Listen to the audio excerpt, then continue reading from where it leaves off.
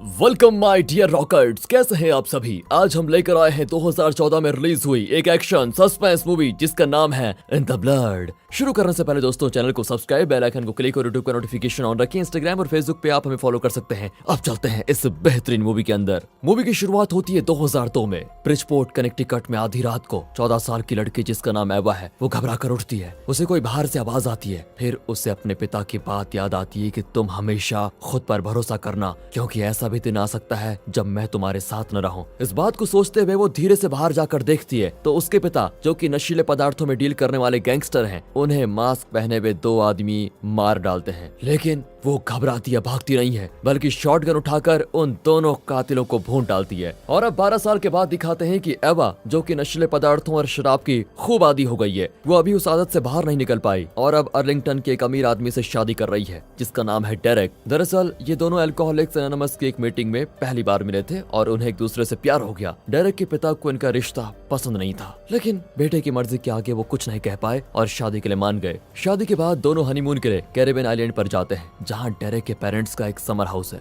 दोनों वहीं स्टे करते हैं और उस आइलैंड में खूब एंजॉय भी। एक शाम दोनों ड्रिंक कर रहे होते हैं। अचानक डेरेक कहीं चला जाता है, लेकिन एवा से कहता है कि मेरे आने तक तुम कहीं मत जाना। उसके जाने के बाद वहाँ मैनी नाम का एक आदमी आकर एवा से बात करने लगता है। इतने में डेरेक वापस आ जाता है। मैनी वहाँ पर दोनों से बहुत ही अच्छे से पेश आता है। वो दोनों को नाइट क्लब में इनवाइट करता है। दोनों वहाँ जाते भी हैं, लेकिन जब वे डांस करने लगते हैं तो बिग बिज नाम का एक गैंगस्टर एवा को छेड़ने लगता है। डेरेक उसे रोकता है तो वो डेरेक को पंच पे पंच मारने लगता है। अब एवा गुस्से में गैंगस्टर को ही नहीं बल्कि उसके रास्ते में आने वाले हर आदमी से भिड़ जाती है। वो इतने गुस्से में होती है कि एक बार तो डेरेक उसके आगे आता है तो वो डेरेक को भी लात मारने जाती है, लेकिन उसकी आवाज को सुनकर वो शांत होती है। फिर मैनी उन दोनों को एक कैंप में बिठाकर घर भेजता है। मैनी एवा से बहुत ही इंप्रेस हो जाता है, लेकिन डेरेक को उसकी चिंता होने लगती है। यहाँ नाइट क्लब में बिग बस बहुत ही गर्म हो जाता है। उसके गैंग का लीडर, जिसका नाम लोगो है, वो उसे चुप कराता है। अब अगली सुबह कोई उनके दरवाजे पर जोर से पीटता है। दरअसल मैनी उन्हें बताने आया था कि कल रात की घटना के बाद उस गैंग के आदमी डेरेक और एवा की तलाश कर रहे हैं और किसी भी वक्त वो यहाँ पर आ सकते हैं। ये दोनों बड़ी टेंशन में होते हैं कि अब क्या होगा, हम कैसे बचेंगे। तभी अचानक मैनी हंसने लगता है कि मैं तो मजाक कर रहा था, मैं तो आप लोगों को घुमाने के लिए आया था। जल्दी रेडी हो जाओ, हमें निकलना है। दोनों तैयार होकर उसके साथ निकलते हैं। मैनी उन्हें रेन फॉरेस्ट में जिप लाइन कोर्स के लिए लेकर जाता है। कम डिस्टेंस वाले कोर्स में तीनों खूब एंजॉय करते हैं, लेकिन जब 1 मील का डिस्टेंस करना होता है तो एवा घबराती है, क्योंकि उसे ऊंची जगहों से कूदने में बहुत डर लगता है। पर डेरेक और मैनी बहुत ही एक्साइटेड होते हैं और एवा को वहीं छोड़कर वे दोनों इस एडवेंचर को करने का फैसला करते हैं। पहले मैनी जाता है, लेकिन जब डेरेक की बारी आती है तो बदकिस्मती से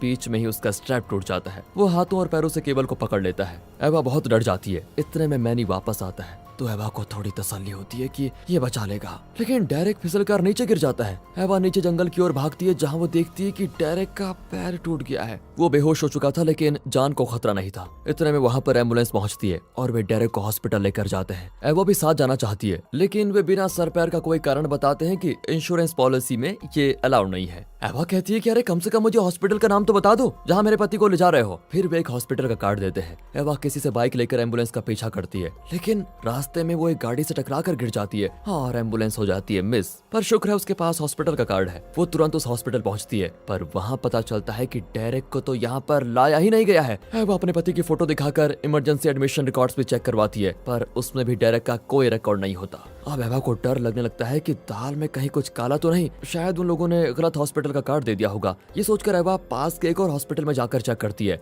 वहाँ पर भी डेरेक नहीं आया था। अब बेचारी बेबस होकर उस आइलैंड के हर हॉस्पिटल में चेक करने पर मजबूर हो जाती है। उससे अपने पापा की याद आती है, जिन्होंने सिर्फ उसे लड़ना और गोली चलाना सिखाया था, लेकिन ऐसे सिचुएशन में क्या करना है उसे कोई आइडिया नहीं होता। फिर एवा शांति से सोचती है कि अगर डेरेक को किसी हॉस्पिटल में एडमिट नहीं किया गया तो शायद उसकी किडनैपिंग हुई है। वो आइलैंड के पुलिस स्टेशन में जाकर कंप्लेंट करती है तो उसे एक फॉर्म भरने को दिया जाता है। अगले दिन डेरेक की फैमिली आइलैंड पर आती है और वे भी एवा के साथ पुलिस स्टेशन जाते हैं। पुलिस स्टेशन में एवा से कुछ सवाल पूछे जाते हैं। पुलिस ऑफिसर, जिसका नाम गार्जा होता है, उसे जिप लाइन वालों पर शक होता है। वो एवा को ले जाकर वहाँ जाता है और ओनर से पूछता है, पर जिप लाइन का ओनर कहता है कि जिस दिन की आप बात कर रहे हैं उस दिन तो जिप लाइन बंद था। वो कहता है कि ऐसी कोई घटना यहाँ नहीं घटी है। एवा वहाँ के एक स्टाफ को पहचानती थी जो उस वक्त वहाँ मौजूद था, पर वो भी यही कहता है कि मैं इन्हें जानता तक नहीं। अब एवा गुस्से में उसका शर्ट पकड़कर पूछती है कि सच बताओ। इतने में ओनर गार्जा से कहता है, ये औरत पागल लगती है, ये दूसरे कस्टमर्स को डरा देगी। फिर गार्जा एवा को लेकर स्टेशन जाता है। वहाँ वो एवा की एक वीडियो दिखाता है जो कुछ दिन पहले नाइट क्लब में लिया गया था। एवा कहती है कि एक आदमी मुझे छेड़ रहा था, मैंने अपनी सेफ्टी के लिए उसे मारा था, इसमें बुराई क्या है? फिर दोनों को ड्रिंक दिया जाता है। गार्जा पूछता है कि तुम्हारे अपने पति के साथ जो संबंध थे वो कैसे थे?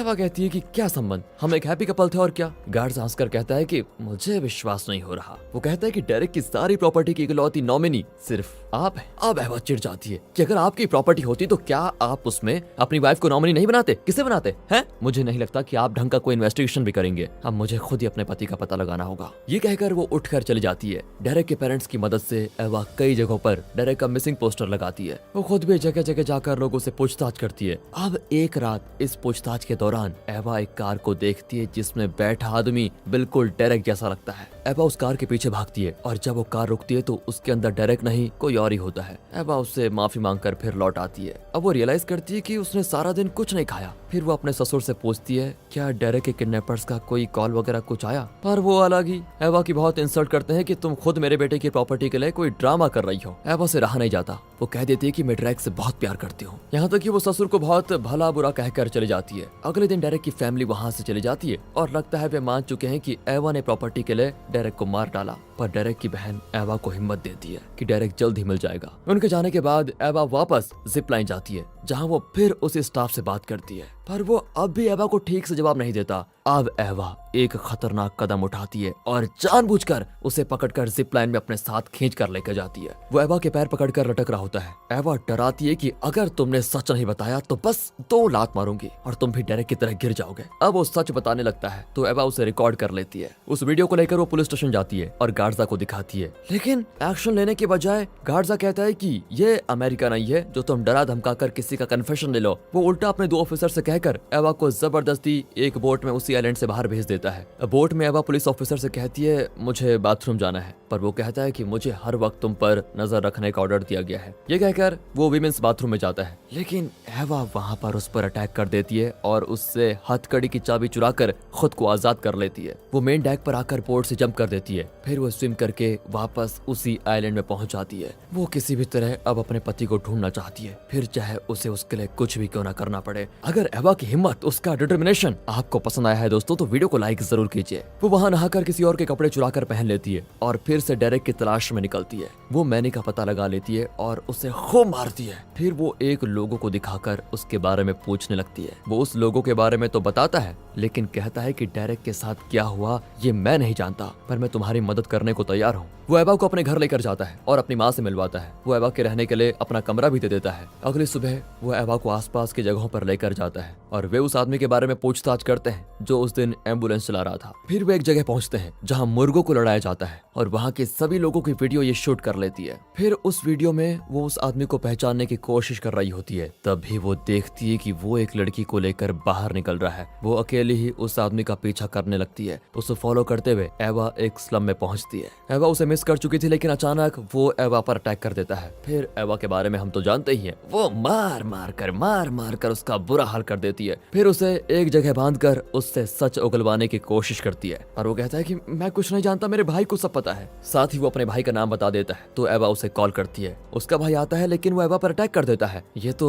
एवा के लेवल का फाइटर लगता है और दोनों की जोरदार लड़ाई होती है। पर जब वो एवा को ओवर पावर कर लेता है तो और कोई रास्ता न पाकर एवा उसे शूट करके मार डालती है। अब वो एक बार फिर से गार्जा के स्टेशन में होती है। इस बार गार्जा उसे नहीं छोड़ने वाला था। वो उसे प्रिजन भेज देता है। 2 पुलिस ऑफिसर्स एवा को प्रिजन ले जा रहे होते हैं, पर गाड़ी जंगल के बीच रुकती है। लगता है वे एवा को मारकर यहीं दफनाना चाहते हैं ताकि किसी को कुछ पता न चले। इसी बीच एवा अपने राइट हैंड का अंगूठा तोड़कर हथकड़ी निकाल देती है और दोनों ऑफिसर्स को मार डालती है। गार्जा को उसके एक ऑफिसर का कॉल आता है, लेकिन आवाज एवा की होती है क्योंकि उसने दोनों ऑफिसर्स को मार डाला है। वो कहती है कि तुम जल्द से अपनी बेटी के कमरे में आ जाओ। ये कहकर वो कॉल काट देती है। गार्जा भी अपनी रिवॉल्वर लेकर अपनी बेटी के कमरे में जाता है। वहाँ एवा उसकी बेटी पर एम कर रही होती है। गार्जा तो अब डर जाता है, लेकिन एवा कहती है कि चिल्लाना मत वरना बच्ची जाग जाएगी। अपना गन मुझे दो और बैठ जाओ। गार्जा वैसा ही करता है। एवा कहती है कि सच सच बताओ डेरेक के साथ तुम लोगों ने क्या किया, वरना ये बच्ची नींद में ही सीधे परलोक से दार हो जाएगी। अब गार्जा डर के मारे बताने लगता है। दरअसल जब गार्जा की बेटी पैदा हुई थी तो उसे कोई हेल्थ प्रॉब्लम था, जिसे ठीक करने के लिए उसे एल्बर नाम के एक डॉक्टर को कंसल्ट करना पड़ता था। उसने बच्ची की जान तो बचा ली थी, जिसके बदले में गार्जा को उसकी कोई बात माननी पड़ी।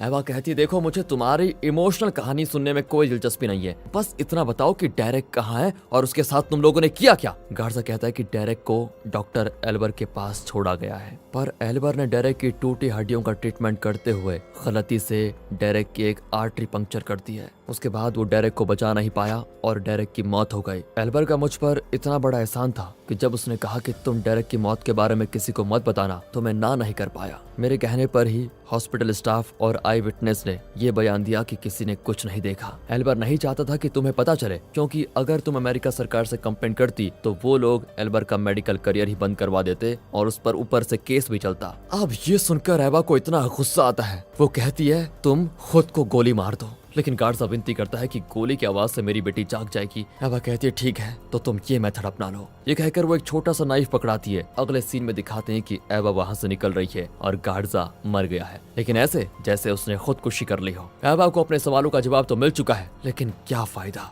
वो डेरेक को तो खो चुकी है और वो भी बेवजह। अब एवा मैनी के घर जाती है और बहुत रोती है कि मेरे साथ ही ऐसा क्यों हुआ। मैनी उसे दिलासा देने के अलावा और कुछ नहीं कर पाता। एवा कहती है कि एल्बर ने डेरेक के साथ जो किया उसके बाद मैं उसे चैन से नहीं रहने दे सकती। अगली सुबह वो एल्बर के हॉस्पिटल जाती है। वो उस फ्रंट डेस्क वाली स्टाफ पर अटैक करती है जिसने उसे झूठ बोला था कि डेरेक यहाँ पर एडमिट नहीं हुआ है। वो उसका आईडी चुराकर स्टाफ को कार की डिक्की में बांध देती है। फिर वो हॉस्पिटल के अंदर जाकर एल्बर के मुंह पर प्लास्टिक कवर बांधती है और पूछती है डेरेक के साथ तुमने क्या किया। वो कहता है तुम सर्विलेंस स्क्रीन को देखो, तुम्हें पता चल जाएगा कि असली क्रिमिनल कौन है। एवा देखती है कि डेरेक जिंदा है और एक गैंग उसे व्हील चेयर में बैठाकर ला रहा है और ये कोई और नहीं लुगो है, उस गैंग का लीडर जिसके मेंबर ने उस रात नाइट क्लब में एवा को छेड़ा था। बदले में एवा ने उसे पीट दिया था। अब एवा को इतना गुस्सा आता है कि वो क्या करे, क्योंकि एल्बर ने गार्जा से झूठ बोला। एवा उसके मुंह में गन दबाकर शूट करने वाली होती है, लेकिन एल्बर कहता है अगर मैं मर गया तो डेरेक का इलाज कौन करेगा, मुझे छोड़ दो। अगले सीन में एवा नर्स के भेस में होती है। एल्बर उसे लुगो से मिलवाता है। लुगो पूछता है क्या ये नई स्टाफ है। एल्बर कहता है कि हाँ, इस पर विश्वास कर सकते हैं, तुम फिक्र मत करो। ये कहकर वो एवा को अंदर लेकर जाते हैं। वहाँ एवा लोगों को बेहोश करने की कोशिश करती है, लेकिन दवा काम नहीं करती।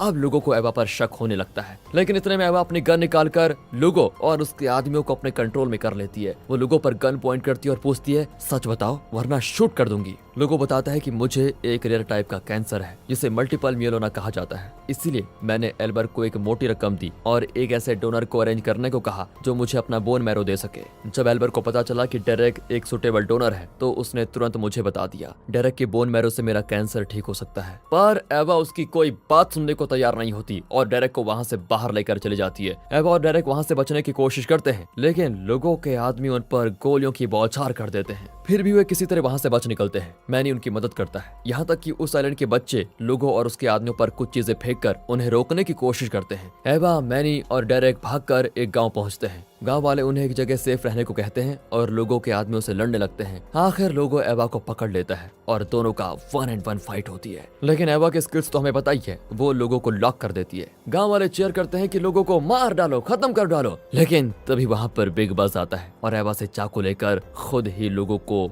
खत्म कर देता है। वो एवा से कहता है कि तुम अपने पति को लेकर आइलैंड से चली जाओ और अगले सीन में डेरेक और एवा मैनी से विदा लेकर एक स्पीड बोट में वापस जाते हैं। और इसी के साथ दोस्तों ये मूवी यहाँ पर खत्म होती है। वैसे दोस्तों, जब गार्जा ने बताया कि डेरेक मर चुका है, अगर एवा उसकी बात मानकर वापस चले जाती तो क्या होता, जरा कमेंट करके बता दीजिए। बाकी मिलते हैं ऐसी मजेदार मूवीज के साथ, तब तक के लिए गुड बाय, ख्याल रखिए अपना, बहुत जरूरी है। And finally thanks for watching.